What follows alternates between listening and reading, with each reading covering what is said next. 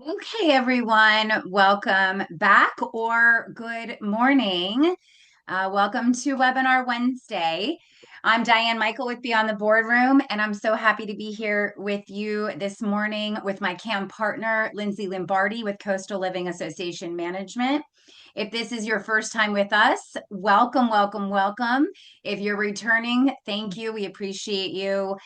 We have almost 200 people in the chat from earlier today, or in signed up from earlier today, and we're so grateful that this continues to grow. Our goal at Beyond the Boardroom is to educate board members and CAMs in an easy way at your desk, on your mobile, while you're traveling, and we know how important education and CE credits are, and that's exactly why we decided to launch our Beyond the Boardroom program. We started on the fourth Wednesday of each month and have already grown to now offer education and CE credits on the second and fourth Wednesdays of each month. So please mark your calendars for the next webinar Wednesday happening on March 11th. And keep watching for the emails and be sure to save us as safe senders so you don't miss out on any important education updates.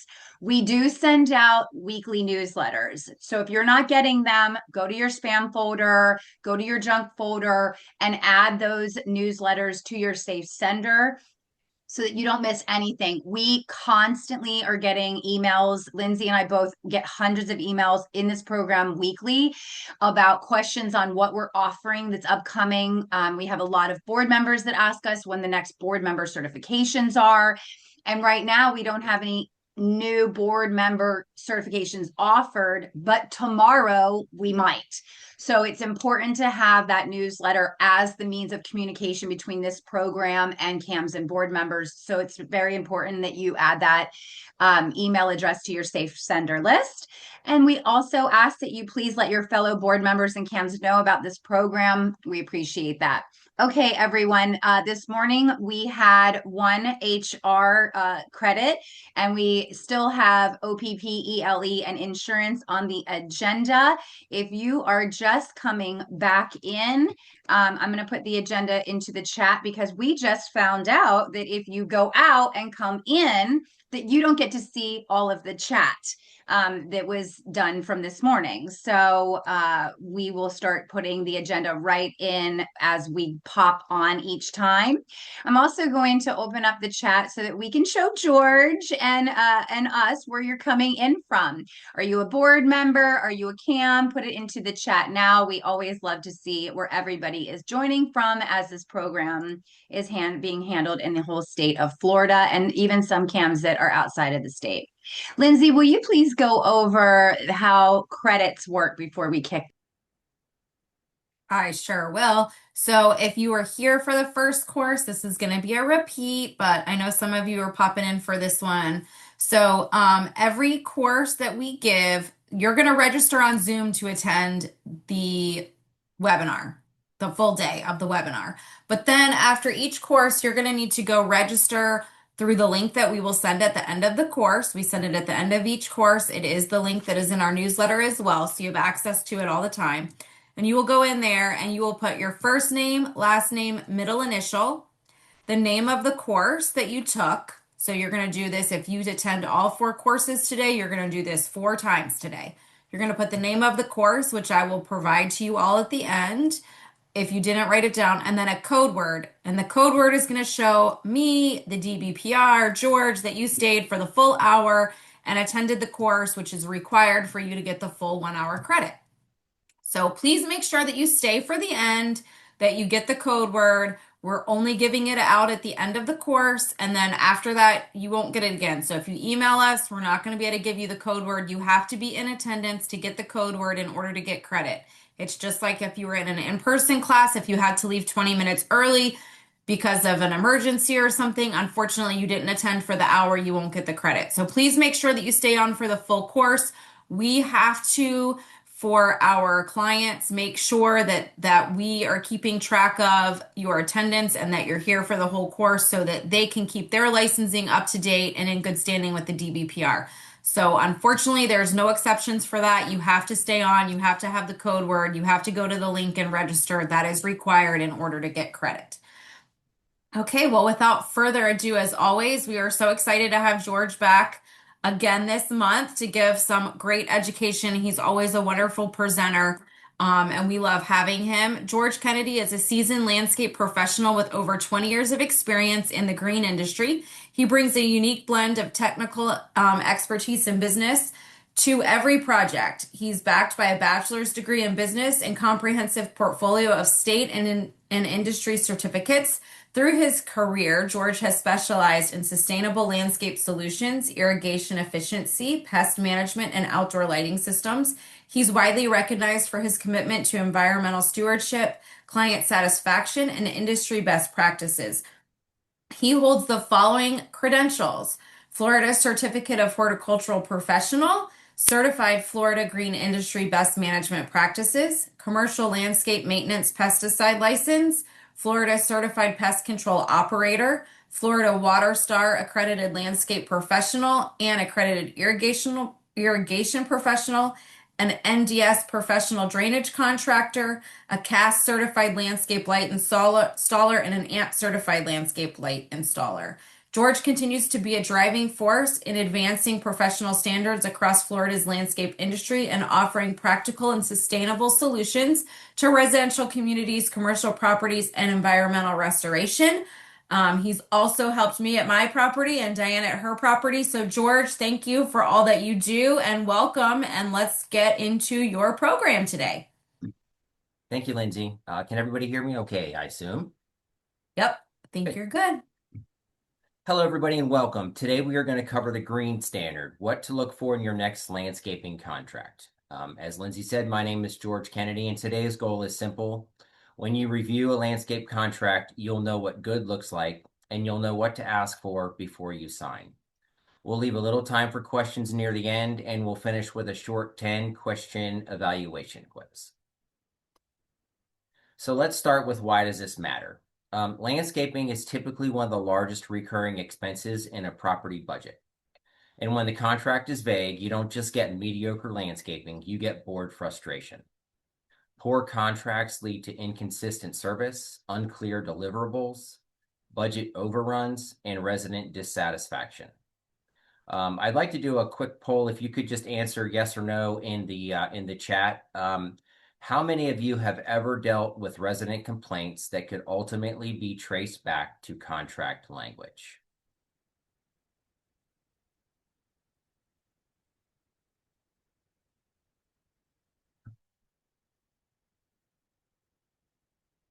Yes, yes, yes, yes, yes, yes. I see lots of yeses, some enthusiastic yeses. So that's great. Thank you, everybody, for participating. Let's talk about common contract pitfalls. This is what goes wrong most often. A vague scope, no service schedule, poor seasonal planning, no measurable key performance indicators, and no real accountability. If you only take one thing away today, it's this: vague contracts always get interpreted at the minimum service level. That's why we set a standard up front. It's called the green standard. It's a checklist for expectations that you define before the contract is signed. It includes transparent pricing, a defined scope with measurable outcomes, sustainability and environmental compliance, responsive communication, and qualified personnel with the right licensing. When you require these, you have fewer surprises, and far fewer, well, we thought that was included conversations. Now, let me talk you through the key elements in a high-quality landscape contract. The first is scope, the scope of work. Next is schedule. Then there's reporting and exit clauses. These aren't nice to haves. They are how you protect the property, the budget, and the board. So let's dive into these a little bit deeper. The first one is the scope of work. The scope of work is the heart of the contract, and it's where contracts either succeed or fail. A strong scope spells out exactly what's included. Turf care to include mowing frequency, edging, weed control. Tree and shrub care, which includes pruning, fertilization, and integrated pest management. Seasonal flowers and mulch. irrigation inspections and repairs, timely storm response procedures, and trash collection and debris removal. Here's the standard that I recommend. If a resident could reasonably expect it, the contract should address it, either included, excluded, or defined as an allowance. For example, if an irrigation inspections are included but repairs aren't defined, then you will have a conflict when heads, nozzles, or valves start to fail. Scope tells you what. The schedule tells you when. A strong contract includes a detailed calendar of services, weekly and monthly benchmarks, plus seasonal adjustments for wet versus dry season, and items like color rotation and mulching cycles. Here's a key tip. Build in flexibility, but require notice before deviations. If a visit needs to be shifted due to weather, that's fine, but the contract should require communication and define makeup timing. Does your current vendor provide a calendar like this, or is it more like, well, we come when we come? The next thing is standards and key performance indicators. This is the measurable part, and this is where the accountability becomes real. It includes response times for work orders, usually within 24 hours. It includes resolution times for items that have been worked on, typically 48 to 72 hours, depending on severity. It includes inspection checklists or scores. You always want to set the bar high. Usually 95% or higher is good. Include turf and plant health benchmarks. And for projects, include the before and after photos. If it can't be measured, it can't be managed. And if it can't be managed, it can't be enforced. I like KPI language that says if performance falls below a defined standard for a defined period of time, corrective action is required and credits may be applied. So let's move on to sustainability and compliance. This is especially important in Florida. You want to look to make sure that your contractor has a Florida Green Industry BMP certification. You want to look to see if they're using native or drought-tolerant plants. Look for water conservation practices to include smart irrigation scheduling and reclaimed water where it is available. You want to look for proper pesticide licensing and logs, and where feasible, look for reduced chemical approaches.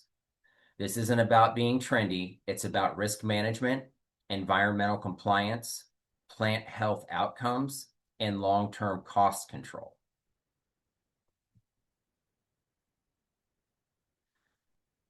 Related to that, licensing, insurance, and certifications. Verify them. Verify that your contractor has liability insurance, workers' comp insurance. Verify that their pesticide licenses are up to date through the state. Look for horticultural certifications. Look for irrigation certifications. If you don't verify these, you're not just risking poor work, you're risking liability. Even with good work, communication is what keeps boards sane. The contract should require monthly manager walkthroughs. It should require digital reports and photos. It should define a resident-friendly communication process, and it should define a clear escalation path. An escalation path is simple. Who gets contacted, how fast does it happen, and when it happens, and what happens when the issue isn't resolved. So let's talk about payment terms. This is how you protect your value. Payment terms should be tied to performance. It should include credit clauses for missed work. If it's a multi-year agreement, it should include inflation caps, and it should also avoid hidden upcharges. Paying on time is fair, but paying for work that's not performed isn't. A huge source of budget drift is enhancements versus maintenance. You want to make sure that you keep them separate. Maintenance is a routine service. Enhancements are upgrades and new installs. Don't allow the maintenance budget to bleed into add-ons without approval, because that's how little extras become big unplanned costs. Here's some red flags. One-page proposals. If somebody hands you a one-page proposal, please walk away from them. 2, no line item pricing. If there's just a number at the end that gives you the total amount for everything, I would be skeptical. I would ask for more detail. Anybody that is not willing to do a walkthrough or a regularly scheduled meeting with you or one of your board members is definitely somebody that I would be apprehensive about. Unlicensed applicators, companies with frequent staff turnover. Again, none of these guarantee failure, but it does increase the odds of disappointment.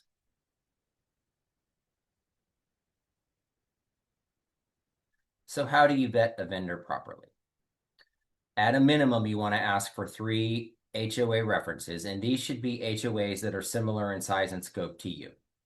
Ask for sample reports of what they're currently providing to some of their existing customers. Ask them about an employee training program if they have one and if they could supply documentation of it. Ask them about the supervisor to worker ratio. And if you can, visit another, another property that they maintain. References are good, but seeing their work with your own eyes is even better. Next is multi-year contracts, the pros and cons. So the pros are predictable pricing and relationship building. The cons are that they can hide complacency and create lock-in without accountability. If you go to a multi-year contract, include annual performance reviews and a clear opt-out clause. Build in quality control. Require independent inspections quarterly. Require checklists for each service category. Require board sign-off on major work. And consider resident feedback surveys. This creates a simple system: expectations, inspection, documentation, and accountability. Finally, the modern reality is that technology matters. Look for GPS crew tracking. Look for mobile service reporting. Look for an online portal or a work order app. And look for irrigation automation tools. Technology doesn't replace good service, but it makes service visible, trackable, and easier to manage. Here are a few examples of how technology has improved our services over the past few years. This is an example of a property overview map, which includes all the areas of turf that need to be mowed, all the edge lines, all the trees, all the mulched areas that would need to be taken care of for weeds or in cases of remulching. So this is just a quick, very high-level overview that we provide our clients in the proposal process. This is an example of a detailed zone map. So this is when we break our detailed services such as shrub trimming and weed control. If the property is large and it needs to be broken into different sections, this is an example of a map that we provide to the HOA so that they know exactly what is coming when. This is a sample of a schedule of service for a property. Just shows how many services are going to be provided for each one across the course of the year. This is a sample of a property audit report, the first page of it. This is a sample of an irrigation inspection report. And then this is a login screen to a customer portal that we provide to all of our customers. Okay, so the contract comparison worksheet helps boards compare apples to apples. A cost per acre, number of mowings per year, is seasonal color included or not, the irrigation inspection frequency, what is the pruning schedule, what is the crew size and supervision, if you use one tool from this session, use this. At this point, the goal is clarity. You want to define zones, priorities, and outcomes. You want a schedule that prevents surprises. You want audits that establish a baseline, and you want irrigation reports that show what was checked, what was failed, and what's recommended. The customer portal helps keep everything in one place: work orders, photos, notes, and status updates. That reduces resident friction and makes board oversight easier. Don't settle for vague contracts. Require measurable performance. Align the contract with property goals. Review the performance annually, and hold vendors accountable to the green standard. All of those should be your takeaways from today. Now we will do, I will open it up for any questions and answers before we do our quick quiz. Okay, let's go into the quiz, George. I don't see any questions at this time. Perfect. And I'll Okay. open up the chat for everyone. Number one, what is typically the largest recurring expense in a property's budget? Okay, lots of B's, lots of C's, lots of D's. What is it? So the correct answer is B, landscaping. Yes, there are some properties where insurance is a very large expense, and other properties where pools are expense, but typically landscaping is one of, if not the largest. Number two, what should a well-written scope of work include?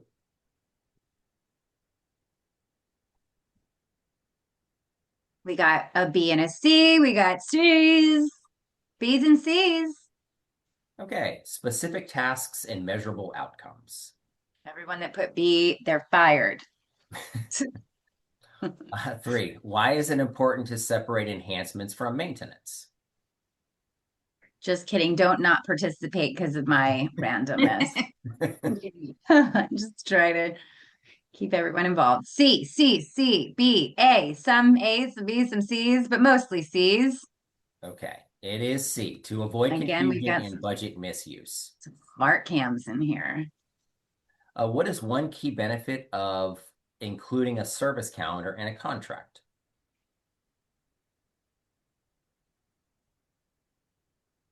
B's across the board, it seems.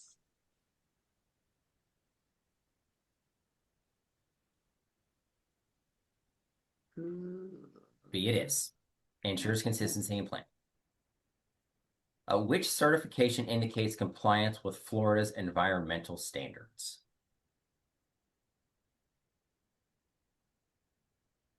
Okay, some A's, some C's.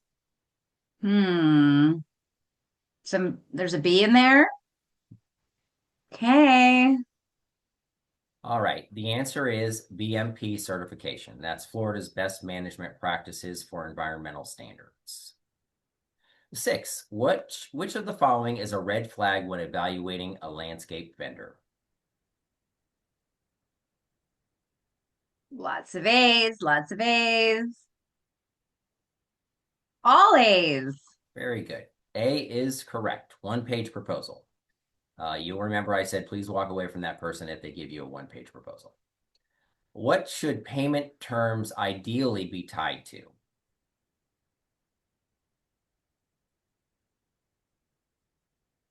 Got some B's, got some C's, mostly C's, mostly C's. And if I'm saying it too fast and you're participating, I apologize. C is the correct answer, performance benchmarks. And number 8, what technology is beneficial in landscape management contracts? I mean, I guess people can also see with their eyes as I'm saying things. It's all B's, some C's. Some A's, some D's. This one's a tricky one. Okay. So the correct answer is B, GPS tracking and mobile reporting. Although I'm sure some of those other things are important too. What is a key reason to request a staff to supervisor ratio?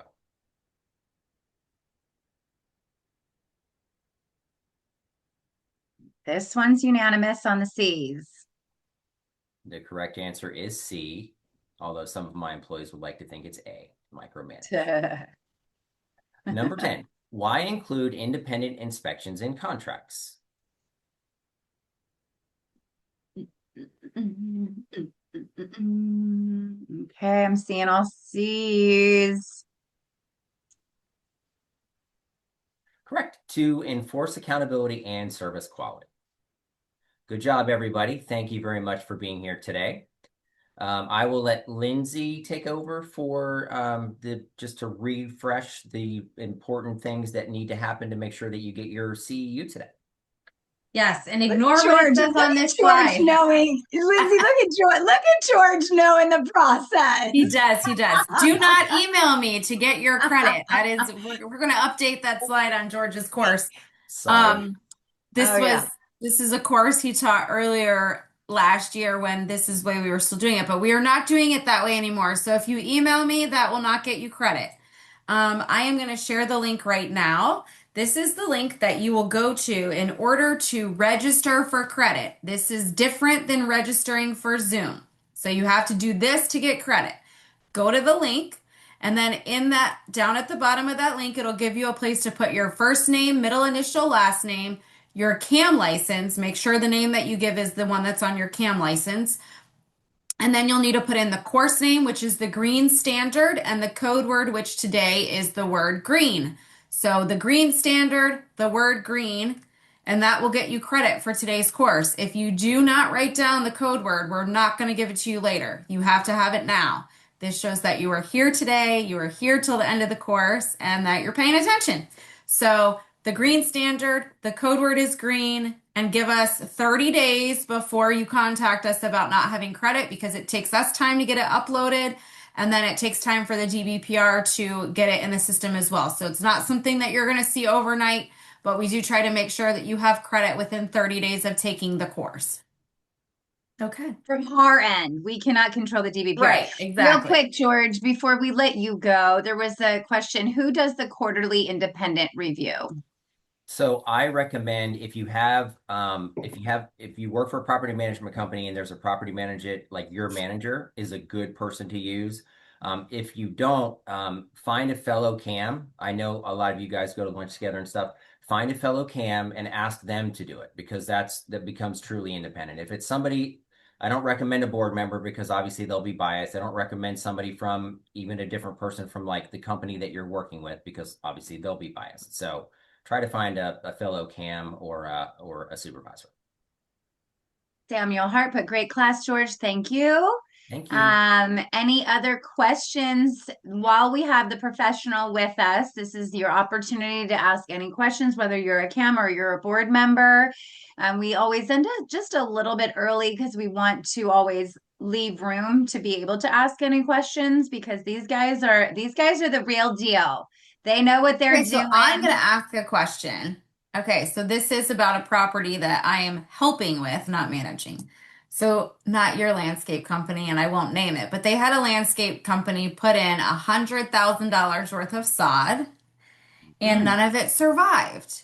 And they're saying it's because we had a super wet, rainy season, and it was drenched in water for too long, and therefore it did not make it. Now, whether or not that's correct, I don't know. Obviously, without looking at it, you wouldn't be able to say. But what is something that CAMs and board members can do to make sure that they don't run into an issue like that? Obviously, we know there's good times for planting season. Some seasons end up being more wet than others, which can affect things, or more dry. Obviously, we can fix the dry part with the irrigation, but how would you avoid from that becoming an issue? If it was a wet area to begin with, I wouldn't have planted it in, I'm assuming it was planted recently. Is that correct? Last year. Okay, so It I'm was assuming it was planted. April through like end of May, June. It's difficult to say, but I would definitely say that you it sounds to me like the landscape company let you down because I wouldn't have planted it if I would have known that that was an area that was susceptible to like rain and standing water. It sounds to me like the area should have been regraded prior to that new turf going in. Uh, so Okay. that's my answer without really knowing more Right. detail. Okay. So yeah, because I mean it is the rainy season and obviously like I have areas in my yard where I know when it rains it's just like mush, Hmm. and then there's other areas that are dry even right after it rains. So, Right. So and your very landscaper good. should know that. Yeah, good discussion to be able to recommend to CAMs, to be aware, and board members to be aware of your surroundings, and to educate, to explain, to communicate that with your landscaping team. Katie Wright said this was very insightful. Thank you, Katie, for the comment. Rarely have I ever had a licensed applicator. Typically, the licensee is a supervisor in the office. Is that normal? That is normal. As long as they have multiple people can operate under a person's license. So the actual licensee holder does not need to be on property, but that operator should have a copy of the license in the truck. That's standard practice, but it does not have to be the licensed operator. Do you work with the DEP with dune maintenance? Yes. Do you want to say your service areas? Yes, we cover Volusia County, and a little bit of southern Flagler County. And guys, George and most of our presenters are very into education, into collaboration, into referral sources. So if you're not in the area in which George services, you can, though, send him an email and he may have a counterpart in another area that he would recommend. Is that right? Correct.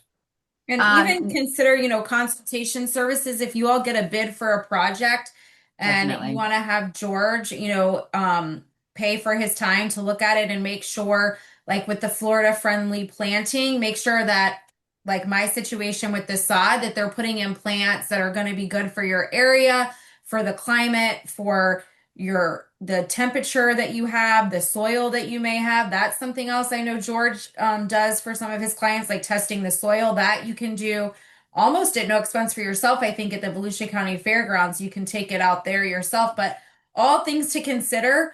It never hurts to have a set of eyes, even if it's outside of your area, take a look at it because he has nothing to lose or gain except to help you. Okay, I've got some more questions here. When is the best time to resod? So in a perfect world, late September, early October is a really good time to sod. Springtime, like March, is a good time as well. I would say if those are the best two times of the year. You can sod throughout the summer if you have a very good irrigation system in place. But make sure that you know that before you put any sod down. Does the board, cam, or landscape company determine how to address maintenance or trees on neighboring properties that have branches growing into the community? If the branch from the neighboring property is growing into your property, you have the right to trim it back to the property line. You don't have to rely on them to do it for you. Do all locales have the same rules for addressing trees branching from neighbors to our community? Yes. Cams and boards. Oh, this is a comment I've tried. Okay. Comment. Cams and boards also need to know the cheapest quote is usually not the best quote when it comes to landscaping. Several associations I have personally worked with often rely on one or two quotes, even when required to use competitive bidding, get 3 or 4 quotes always or more. Yep. We at Beyond the Boardroom always say be one of the 3 to the vendors that we work with. We always say, you definitely want to be in the bid process and clearly show why you're the one that needs to be chosen. Okay, George, if you don't have anything further, we can take it from here. Thank you very Good much to for see all of your you. hard Thank you work for your behind the scenes. time. And thank you everybody for being here today. I look forward to next time. Thank you, George. George. Okay, everyone.